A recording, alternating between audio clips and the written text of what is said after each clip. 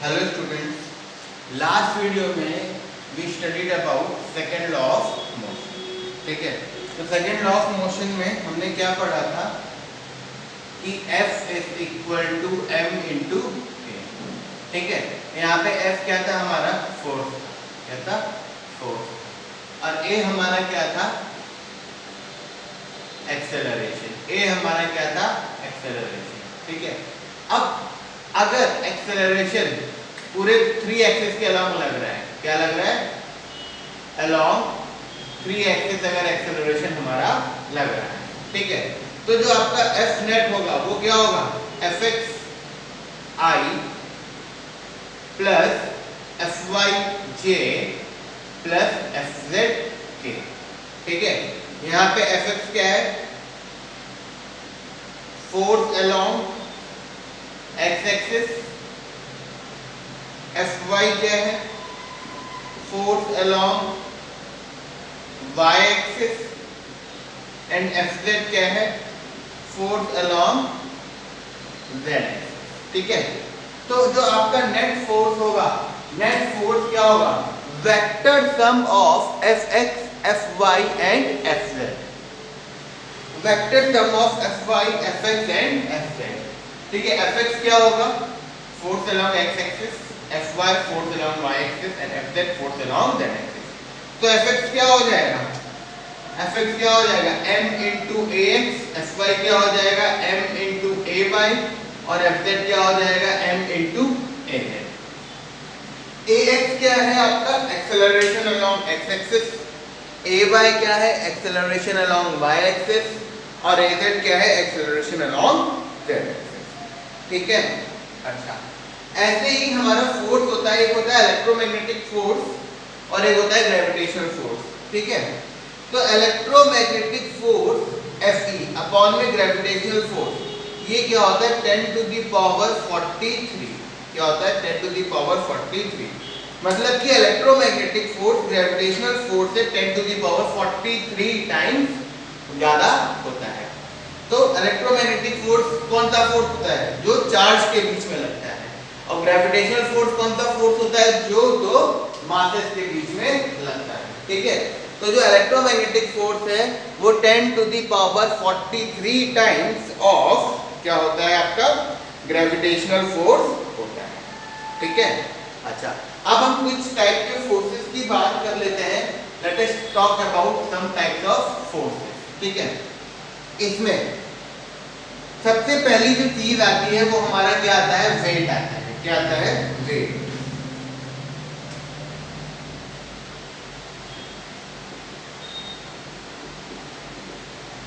Wait, तो wait की unit जैसे जो जर्नल राइज में हम लोग बात करते हैं, जैसे आपका वेट कितना है 60 केजी 20 केजी, तो वेट की यूनिट केजी नहीं होती है। जो केजी है वो किसकी यूनिट होती है मास की यूनिट होती है। क्या होती है केजी किसकी यूनिट होती है मास की। वेट बेसिकली क्या होता है ग्रेविटेशनल पुल। क्या होता है ग्रेविटेशनल पुल। ठीक है, हमारा जो वेट होता है ग्रेविटेशनल पुल होता है किसका ऑफ अर्थ। अर्थ जो हमें अपनी तरफ नीचे को खींचती है जिस फोर्स से, उसी को हम क्या बोलते हैं वेट बोलते हैं। उसी को हम क्या बोलते हैं वेट बोलते हैं। तो बेसिकली हम क्या कह सकते हैं, हम क्या कह सकते हैं wait of an object is a force with which earth attracts it. क्या wait of an object is the force with which earth attracts it। ठीक है, तो अर्थ ऑब्जेक्ट को जिस फोर्स से खींचती है उसे हम क्या बोलते हैं वेट बोलते हैं। तो W वेट हो गया इज इक्वल टू, देखिए अब F इज इक्वल टू क्या होता है m इंटू ए, तो W इज इक्वल टू क्या है m इंटू जी। यहाँ पे m क्या है मास ऑफ ऑब्जेक्ट, m क्या है मास ऑफ ऑब्जेक्ट, और g हमारा क्या है एक्सेलरेशन ड्यू टू ग्रेविटी। क्या है एक्सेलरेशन ड्यू टू ग्रेविटी, ये हमारा क्या है g। ठीक है, तो वेट को हम ग्रेविटेशनल फोर्स भी कह सकते हैं। Gravitational force of earth is called weight. तो weight of an object is the force with which earth attracts it. Okay, it is also called force of gravity or gravitational force or gravitational force। ठीक है, अच्छा, अब दूसरा आपका point आता है wait. अच्छा, वेट में एक चीज और होती है, दूसरा पॉइंट क्या है कि इसकी यूनिट। अब वेट क्या है, देखिए फोर्स है ना, वेट क्या है, फोर्स है, तो इसकी यूनिट भी क्या होगी, न्यूटन। यूनिट क्या होगी, न्यूटन, या फिर केजी मीटर पर सेकंड स्क्वायर, या फिर किलोग्राम फोर्स, या फिर डाइन। ये जो फोर्स यूनिट्स होती हैं वही हमारी वेट की यूनिट होती है। और अगर ग्रेविटी की वैल्यू चेंज हो रही है, जी की वैल्यू चेंज हो रही है, तो हमारे वेट की भी वैल्यू क्या होगी, चेंज होगी। मतलब कि अर्थ पे अलग अलग प्लेसेस पे अलग अलग वेट हो सकता है, बट मास हमारा अनचेंज्ड रहता है, मास हमारा अनचेंज्ड रहता है। ठीक है, अच्छा, नाउ नेक्स्ट, वेट के बाद क्या आता है आपका, रिएक्शन। क्या आता है, रिएक्शन या फिर नॉर्मल। वेट के बाद हमारा क्या आता है,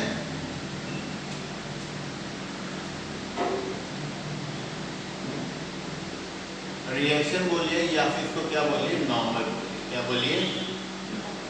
ठीक है, अब जब हम रिएक्शन या नॉर्मल फोर्स की बात करते हैं, रिएक्शन या फिर हम नॉर्मल फोर्स की बात करते हैं, रिएक्शन या फिर नॉर्मल फोर्स की जब हम बात करते हैं, तो सपोज ये आपका एक रिजिड सरफेस है, ये क्या आपका रिजिड सरफेस है। ठीक है, अच्छा, अब इसके ऊपर आपने एक ब्लॉक रखा है, इसके ऊपर आपने क्या रखा है, एक ब्लॉक रखा हुआ। ठीक है, ये ब्लॉक, ये क्या है आपका ब्लॉक ऑफ मास m, ये क्या आपका ब्लॉक है जिसका कि मास क्या है, m। ठीक है, अच्छा, अब इस बॉडी पे एक नीचे को लगेगा mg। ठीक है, ये तो वेट हो गया इसका। ठीक है, लेकिन इस बॉडी पे एक रिएक्शन लगेगी ऊपर की तरफ, ये क्या होगी, m। तो यही आपका क्या है, नॉर्मल फोर्स, नॉर्मल फोर्स। और ये हमेशा क्या होगा, ये हमेशा परपेंडिकुलर होगा ऑब्जेक्ट के सरफेस के। क्या होगा, परपेंडिकुलर होगा ऑब्जेक्ट के सरफेस के। ठीक है, अभी देखिए सपोज यही ऑब्जेक्ट आपका ऐसे रखा हुआ है, मतलब कि ये सरफेस है। हाँ, अब आपका ऑब्जेक्ट ऐसे रखा हुआ है, आपका ऑब्जेक्ट ऐसे रखा हुआ है। ठीक है, अब देखिए आपका जो ये है mg तो ऐसे ही लग रहा है mg, बट यहाँ पे नॉर्मल कैसे लगेगा, नॉर्मल ऐसे लगेगा। ये आपका जाएगा नॉर्मल, ये हमारा क्या जाएगा, नॉर्मल। ठीक है, और ये हमारा क्या हो जाएगा, नेगेटिव, ये हमारा क्या हो जाएगा, नेगेटिव। ठीक है, ये आप क्या हो गया, इसमें नॉर्मल फोर्स ऐसे लगेगा। क्यों, क्योंकि इस सरफेस पे क्या लगेगा, परपेंडिकुलर। तो परपेंडिकुलर अगर ऐसे लगता, सपोज मान लीजिए समथिंग ऐसे लगता, तो ये परपेंडिकुलर तो हुआ नहीं, तो नॉर्मल ऐसे नहीं लगेगा। हमेशा जो ऑब्जेक्ट है उसके सरफेस के कैसा जाएगा, परपेंडिकुलर जाएगा। कैसा जाएगा, परपेंडिकुलर जाएगा। तो बेसिकली कोई पूछे रिएक्शन या फिर नॉर्मल फोर्स के बारे में पूछे तो आप क्या बोलेंगे, when a body is placed on a rigid surface, तो body experiences a force which is perpendicular to the surface in contact. ठीक, then the force is called normal force or reaction. ठीक है, इस सरफेस के इनके क्या है, perpendicular है, इनके क्या है, परपेंडिकुलर। ठीक है, अच्छा, इसी में एक चीज हम देख लेते हैं, इक्विलिब्रियम कंडीशन होती है। क्या, इक्विलिब्रियम कंडीशन। इक्विलिब्रियम कंडीशन पे जो नेट फोर्स होता है वो हमारा क्या होता है, जीरो। नेट फोर्स क्या होता है, जीरो। ठीक है, अच्छा, अब यहाँ पे देखिए, एक फोर्स लग रहा है ऊपर को नॉर्मल, और एक फोर्स लग रहा है नीचे को mg। और ये दोनों फोर्स एक ही लाइन में लग रहे हैं, है ना। तो इसका मतलब N प्लस mg क्या होना चाहिए, 0। अगर क्या है, इक्विलिब्रियम। इक्विलिब्रियम कंडीशन में sum of all the forces is equal to 0। Equilibrium condition में sum of all the forces is equal to 0। अब ये देखिए आपका यहाँ पे नॉर्मल ऊपर को लग रहा है, mg नीचे को लग रहा है, तो नेट फोर्स क्या होना चाहिए, 0। N प्लस mg 0 होना चाहिए, मतलब कि N is equal to minus का mg। N is equal to यहाँ पे N is equal to minus का mg। ओके, तो इसका मतलब जो नॉर्मल है वो उसका मैग्नीट्यूड mg के बराबर है और डायरेक्शन ऑपोजिट है। तो देखिए n की वैल्यू क्या हो गई यहाँ पे, मैग्नीट्यूड ऑफ n क्या हो जाएगा आपका m इंटू जी। लेकिन माइनस का इसलिए किधर को लग रहा है, ऊपर को लग रहा है। माइनस का इसलिए किधर को लग रहा है, ऊपर को लग रहा है। ठीक है, तो n is equal to mg but in opposite direction. अच्छा ऐसे यहाँ पे देखिए, ये एंगल अगर थीटा होता, अगर ये एंगल कितना होता, सपोज थीटा होता, ये एंगल अगर हमारा कितना होता, थीटा होता। ठीक है, अच्छा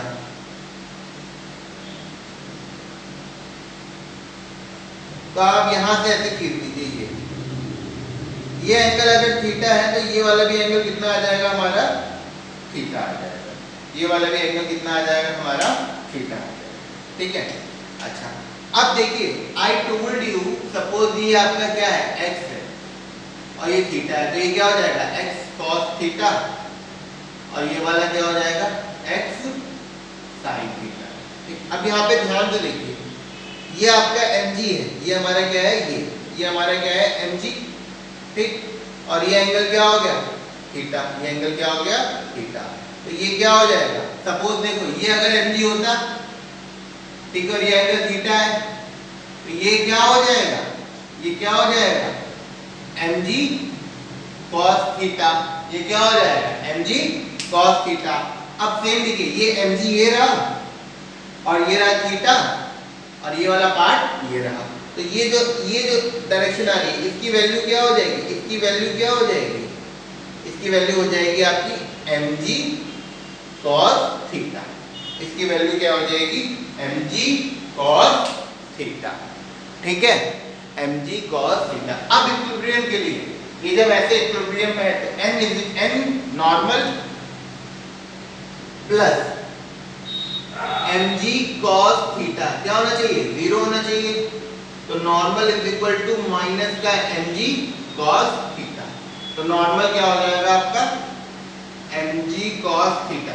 mg cos थीटा इधर को है तो नॉर्मल ऊपर को है, माइनस है इसीलिए क्या हो गया, ये ऊपर को हो गया।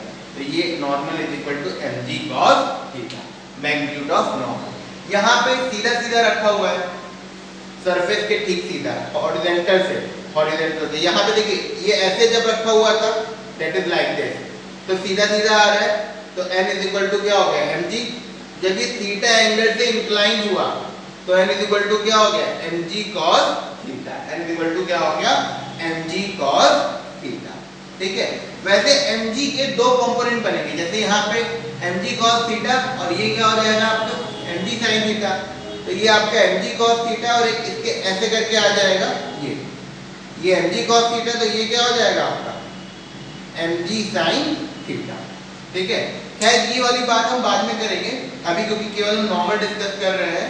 तो देखिए अगर आपका सरफेस हॉरिजॉन्टल है तो नॉर्मल किसके बराबर होगा, mg के बराबर होगा। ठीक, और अगर आपका सरफेस थीटा एंगल पे इंक्लाइन है तो नॉर्मल किसके बराबर होगा, mg cos थीटा के बराबर होगा। ठीक है, mg cos थीटा के बराबर होगा। ओके, अच्छा अब थर्ड हमारा आता है टेंशन। थर्ड आता है टेंशन। ये वो वाली टेंशन नहीं है जो हम लोग दिमाग में लेते हैं। ओके, ये टेंशन होती है स्ट्रिंग्स में। स्ट्रिंग्स मतलब धागे में, वायर में, रोप में, उसमें जो होती है उसे हम क्या बोलते हैं, उसमें जो खिंचाव पड़ता है उसको हम क्या बोलते हैं, tension. We call it tension. उसे हम क्या बोलते हैं, टेंशन बोलते हैं। ठीक है। अब सपोज ये क्या है, एक वॉल है, ये क्या है, दीवार है, ठीक है। इस दीवार से ये मान लो एक रोप ऐसे पड़ी हुई है, ठीक। अब आपने क्या, इस रोप को पकड़ा और खींचा, तो ये रोप कैसी हो जाएगी, मान लो आपने ऐसे नीचे क्यों खींचा, ये रोप एकदम ऐसे करके होती है, ठीक है। आपने फोर्स उधर को लगाया F, ठीक है। तो इस रोप में जो खिंचाव पड़ेगा इस फोर्स की वजह से, उसी को हम क्या बोलेंगे, टेंशन बोलेंगे। क्या बोलेंगे, टेंशन, ठीक है। तो बेसिकली टेंशन क्या होता है, force exerted by the end of string, rope or chain against the pulling force is called tension, is called tension। अब आप खींच अगर इधर को रहे हो, ऐसे करके खींच रहे हो, है ना, तो टेंशन किधर को लगेगी, टेंशन किधर को लगेगी, आप खींच ऐसे करके रहे हैं तो टेंशन किधर को लगेगी, इधर, ठीक है। क्योंकि रोप चाहेगा ना खींचो तो वो इधर को पुल लगाएगा, ठीक है। जैसे कि एक बच्चा है, उसका ऐसे हाथ पकड़ के खींचो, तो आप इधर को खींच रहे हो, तो जो बच्चे का हाथ है वो किधर को पुल करेगा, पीछे की तरफ करेगा, ठीक है। तो अगर मैं फोर्स इस धागे को ऐसे करके खींच रहा हूँ, ऐसे करके खींच रहा हूँ, तो टेंशन किधर को जाएगी, उधर को, टेंशन उधर को, ठीक है। तो ये टेंशन बेसिकली क्या होता है, अपोजिंग फोर्स जो कि स्ट्रिंग्स में, ठीक है, या फिर रोप में या फिर चेन में अगेंस्ट द पुल फोर्स होता है, उसे हम क्या बोलते हैं, टेंशन बोलते हैं। क्या बोलते हैं, टेंशन, ठीक है। फिर हमारा आता है स्प्रिंग फोर्स। क्या आता है उसके बाद हमारा, स्प्रिंग फोर्स। अब स्प्रिंग तो आपको पता है कैसी होती है, आप लोगों ने देखी होगी स्प्रिंग।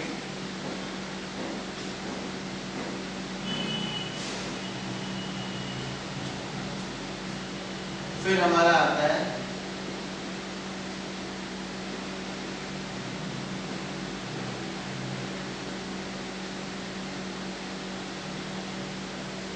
स्प्रिंग फोर्स, ठीक है।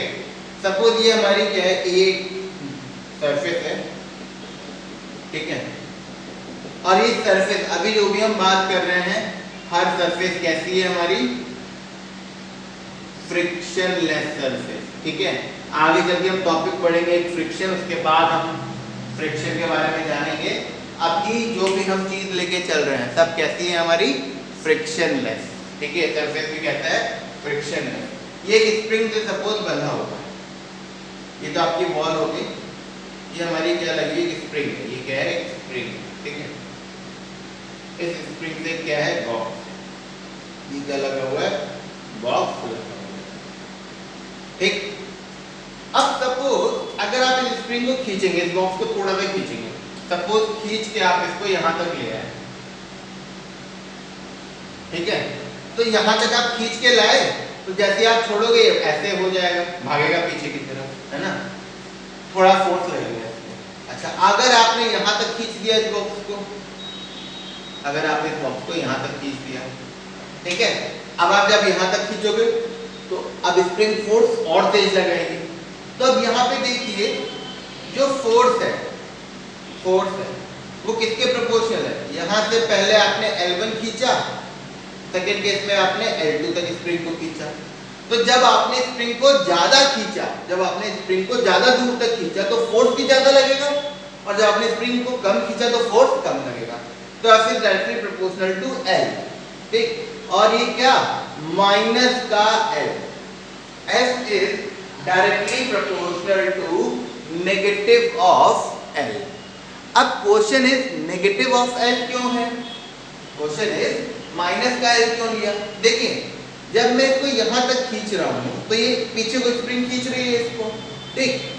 तो पुल, मेरा पुल किधर को है, इधर को, और स्प्रिंग किधर खींच रही है, जो मैंने डिस्प्लेसमेंट की है, मेरा डिस्प्लेसमेंट इधर से इधर को है, तो स्प्रिंग उसके ऑपोजिट डायरेक्शन में खींच रही है, इसीलिए नेगेटिव है।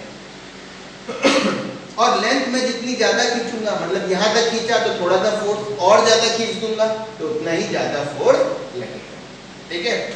तो F is proportional to minus M, या फिर F is equal to minus का KL, माइनस का KL।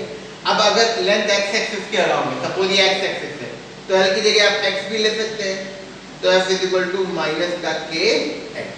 ये जो फॉर्मूला है इसको हम हुक्स लॉ भी कहते हैं। क्या बोलते हैं हम इसको?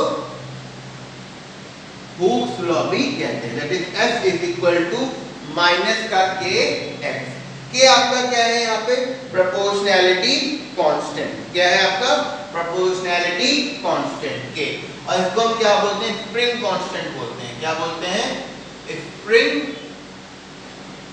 कांस्टेंट बोलते हैं। इसकी यूनिट क्या होती है? न्यूटन पर मीटर। इसकी यूनिट क्या होती है? न्यूटन पर मीटर। अब अगर स्प्रिंग सॉफ्ट है, अगर स्प्रिंग बहुत सॉफ्ट स्प्रिंग है, हाँ, तो k की वैल्यू क्या होगी? लेस होगी। अगर हार्ड स्प्रिंग है तो k की वैल्यू क्या होगी? हायर होगी। ठीक है, तो हल्की फुल्की स्प्रिंग जो होती है ना, जैसे पेन में जो स्प्रिंग पड़ी होती है उसमें k की वैल्यू क्या होती है? कम होती है। और जो बड़ी बड़ी मोटी मोटी स्प्रिंग्स होती हैं, हाँ, हैवी स्प्रिंग, उसमें k की वैल्यू क्या होती है? ज़्यादा। तो जितनी बड़ी स्प्रिंग होगी, तगड़ी स्प्रिंग होगी, उसका जो होगा फोर्स उतना ही ज़्यादा होगा, और जितनी छोटी स्प्रिंग होगी उसका फोर्स उतना ही क्या होगा? कम होगा। ठीक है, तो ये आपका क्या हो गया? स्प्रिंग फोर्स हो गया। स्प्रिंग फोर्स में F इज इक्वल टू क्या होता है? माइनस के एक्स। के क्या है? स्प्रिंग कांस्टेंट, और x क्या है? आपने स्प्रिंग को कितना खींचा है, तो कितना डिस्प्लेस किया है।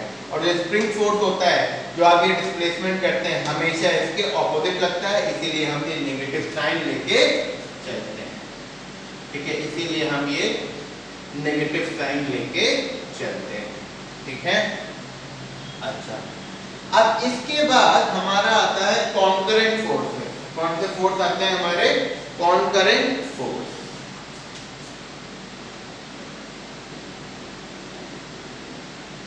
कॉन्करेंट फोर्स, ये वो फोर्स हैं जो एक ही पॉइंट पे लगते हैं, स्टार्ट होते हैं एक ही लाइन से, वे आते हैं। जैसे ये पॉइंट है, ये एक फोर्स लग रहा है, ये लग रहा है, ये लग रहा है, ये लग रहा है, तो ये सारे यही लग रहे हैं। तो ये सारे फोर्सेस क्या हैं?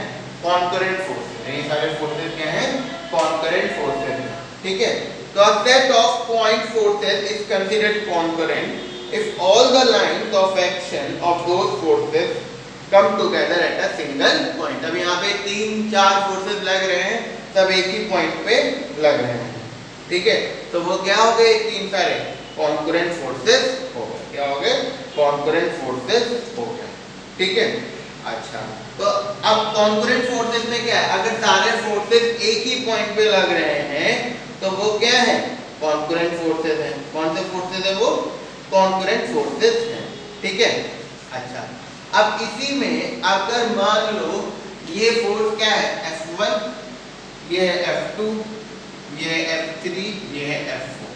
अगर vector sum of F1 plus F2 plus F3 plus F4 is equal to 0 है, अगर इसका मतलब क्या हो गया? F नेट क्या हो गया? 0 हो गया। इसका मतलब कौन सी कंडीशन हो गई?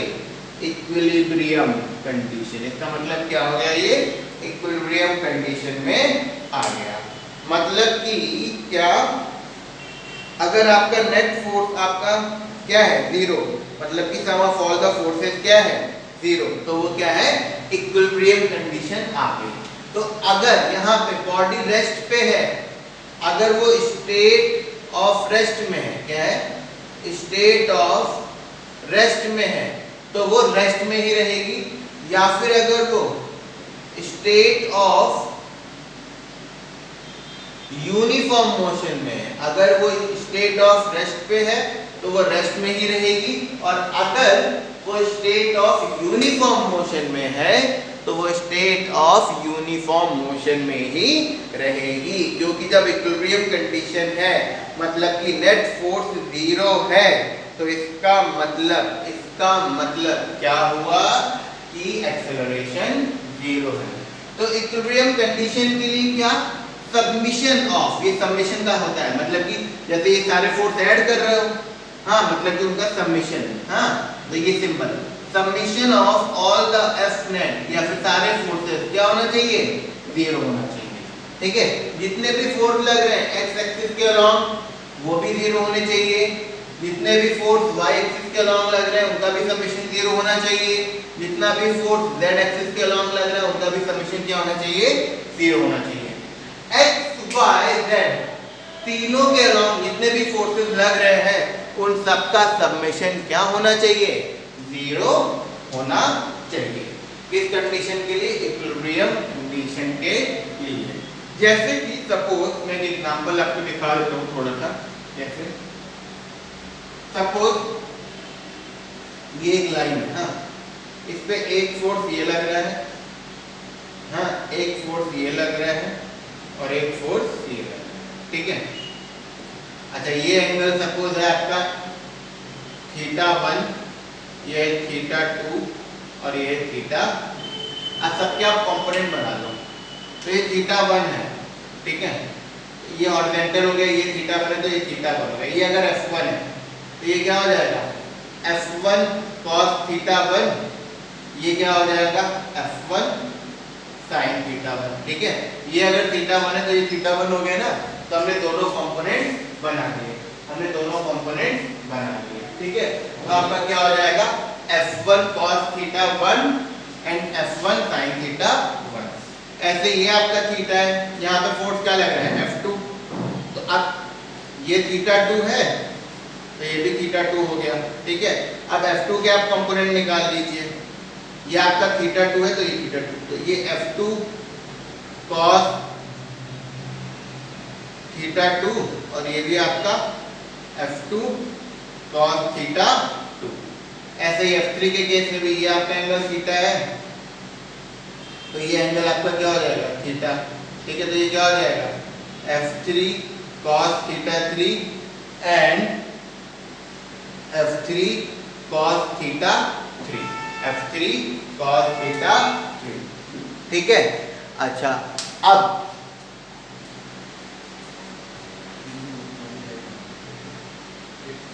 f3 cos θ3, okay. अब आप देखिए, पहले हॉरिजॉन्टल फोर्सेस देखिए, एक बार फिर से देखिए।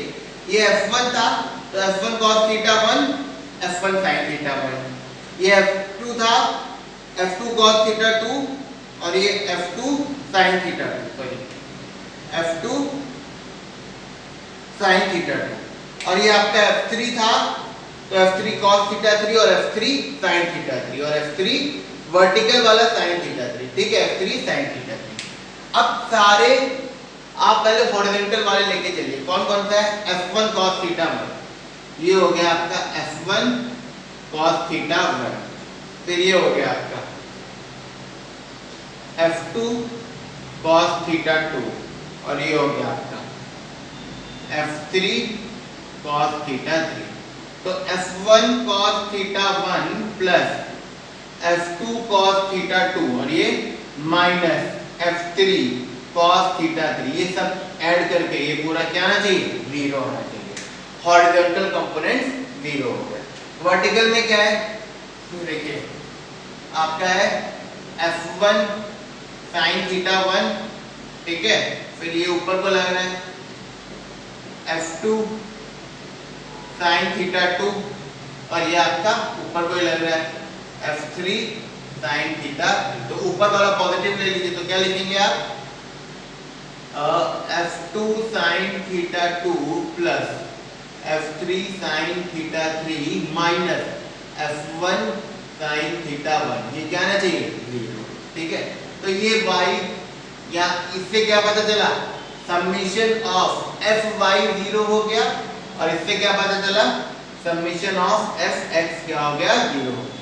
ये हमने दो कंपोनेंट के अलोंग लिया है। अगर तीन के अलोंग लग रहा है तो समेशन ऑफ fz क्या हो जाएगा, 0 हो जाएगा। समेशन ऑफ fz क्या हो जाएगा, 0 हो जाएगा, ठीक है। तो क्योंकि f2 sin θ2 plus f3 sin θ3 minus f1 sin θ1 0 है, तो समेशन ऑफ fy क्या हो गया, 0 हो गया। तो ये कंडीशन जब समेशन ऑफ x एक्सिस के अलोंग जितने भी फोर्सेस हैं और y एक्सिस के अलोंग जितने भी फोर्सेस उनका सम अगर 0 आ रहा है तो वो कौन सी कंडीशन हो गई, इक्विलिब्रियम कंडीशन हो गई, ठीक है। इसी में एक है हमारा लामीस थ्योरम। क्या है, लामीस थ्योरम। एक साइंटिस्ट है, उन्होंने एक दिया था, बहुत ही सिंपल थ्योरम दिया था कॉन्करेंट फोर्सेस के लिए ही। कॉन्करेंट फोर्सेस के लिए थ्योरम दिया था, that was Lami's theorem, suppose 3 force लग रहे हैं, ये सपोज आपका F1 लग रहा है, ये F2 लग रहा है और ये F3 लग रहा है। अब F1 के अपोजिट ये एंगल है अल्फा, ठीक है, F2 के अपोजिट ये एंगल है बीटा और ये एंगल है आपका गामा, ठीक है। तो लामीज के हिसाब से F1 अपॉन में sine of alpha is equal to F2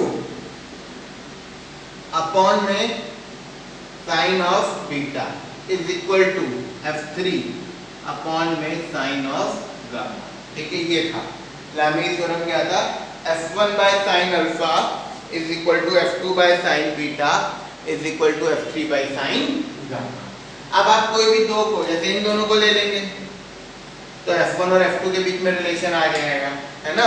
केवल इन दोनों को लेके चलेंगे तो F1 और F3 के बीच में रिलेशन, F2 और F3 के बीच में रिलेशन आ जाएगा, ठीक है।